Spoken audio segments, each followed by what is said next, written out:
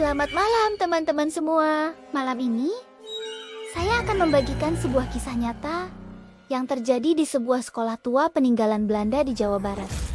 Di sudut kota kecil yang damai, berdiri megah sebuah bangunan sekolah berarsitektur kolonial. Dindingnya yang kokoh telah menyaksikan pergantian masa selama puluhan tahun. Meski usianya sudah sangat tua, sekolah ini masih aktif digunakan untuk kegiatan belajar mengajar hingga saat ini. Namun, ada bagian-bagian sekolah yang sengaja tidak digunakan dan selalu terkunci rapat, terutama lorong panjang di bagian belakang gedung. Konon, area itu menyimpan berbagai cerita misterius yang membuat bulu kuduk merinding. Para siswa sering berbisik-bisik tentang suara tawa anak kecil yang terdengar dari lorong itu.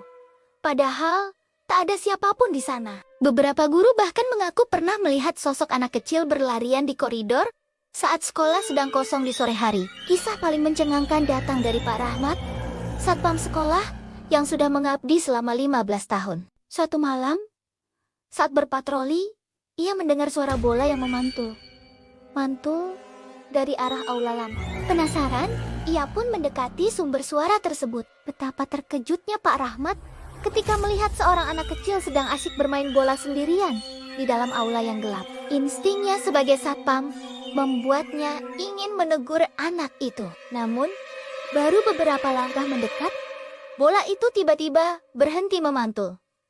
Anak kecil itu perlahan menoleh ke arah Pak Rahmat. Namun, yang ia lihat bukanlah wajah seorang anak manusia biasa. Wajah itu begitu mengerikan hingga Pak Rahmat tak sanggup mendeskripsikannya. Dengan kaki gemetar, ia segera berlari meninggalkan aula. Sejak kejadian itu, pihak sekolah membuat peraturan ketat. Seluruh area belakang sekolah, termasuk lorong dan aula lama, harus dikunci rapat begitu matahari terbenam. Tak ada yang boleh berada di sana setelah maghrib. Hingga kini, misteri anak kecil penghuni sekolah tua itu masih menjadi perbincangan.